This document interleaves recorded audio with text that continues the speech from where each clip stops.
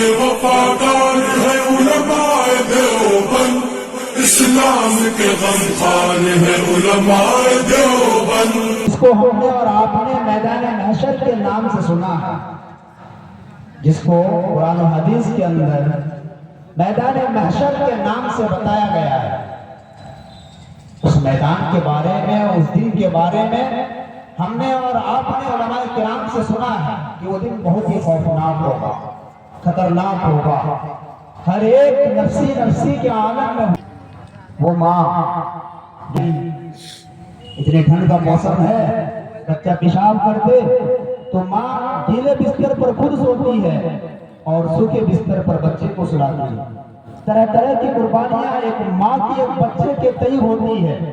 ایک باپ کی طرح طرح کی قربانیاں اپنے خون کو پسینے کی شکل میں بہا کر اپنے بچے کی تربیت کرتے ہیں، اس کو پالتے ہیں۔ قیامت کے میدان میں قرآن کریم نے ماں اور بیٹے کے درمیان، باپ اور بیٹے کے درمیان، یہ دنیاوی زندگی کے اندر ماں اور باپ ہمارے لیے ہر طرح کی قربانیاں دیتے ہیں۔ اللہ تبارک و تعالیٰ نے کہا ہے کہ قیامت کا میدان اتنا خطرناک ہوگا، اتنا خوف ہوگا، لوگ اتنے الجھن میں ہوں گے کہ وہ ماں بھی اپنے بچوں سے دور بھاگے گی۔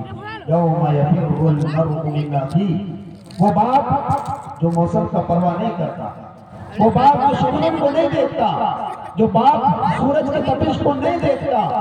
قرآن میدان محشر کا نقشہ کھینچا ہے کہ وہ باپ اپنے بچوں سے دور بھاگے گا۔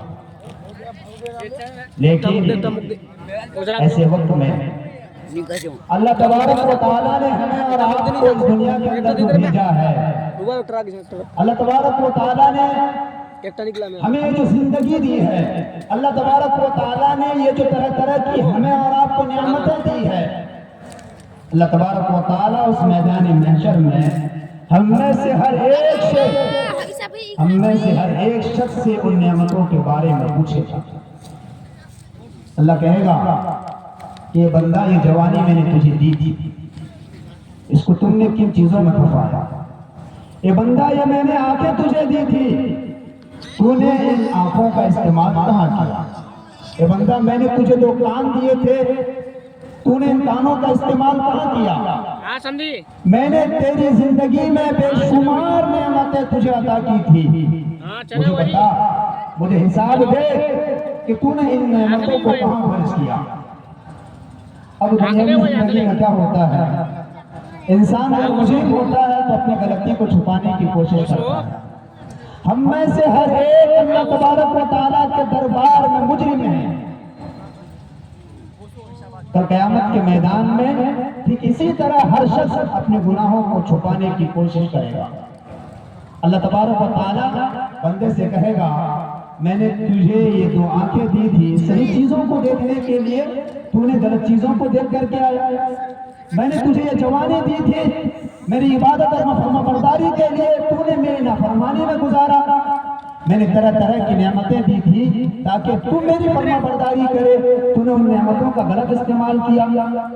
تو بندہ کہے گا کہ نہیں اللہ، میں نے تو تیری تمام نعمتوں کو صحیح طور پر استعمال کیا ہے، آنکھوں سے صحیح چیزوں کو دیکھا ہے، کانوں سے صحیح چیزوں کو سنا ہے، زبان سے صحیح باتیں بولی ہے، پیروں کو صحیح راستے کی طرف چلایا ہے۔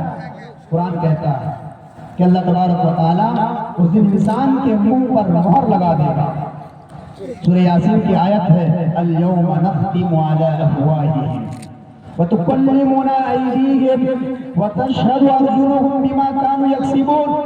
اللہ تبارک و تعالیٰ نے سورہ یاسین کی اس آیت میں اعلان کر دیا کہ انسان اپنے فطرت کی وجہ سے اللہ تبارک و تعالیٰ کے سامنے بھی جھوٹ بولنے کی کوشش کرے گا اور کہے گا کہ اللہ میں فرما بردار ہوں، لیکن اللہ تبارک و تعالیٰ انسان کے منہ میں مہر لگا دے گا اور ہاتھ سے پوچھے گا، ہاتھ گواہی دے گا۔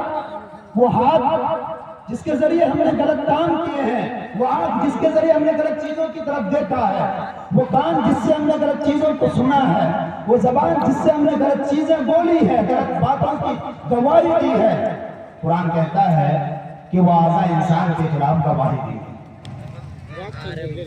خدا نہ خواستہ، ہزار بار خدا نہ خواستہ، ہم میں سے کسی کے اعضاء بھی ہمارے مخالف ہو جائے، ہمارے خلاف ہو جائے، یقین جانیے ہمارے بچاؤ کا کوئی ذریعہ نہیں ہے۔ اللہ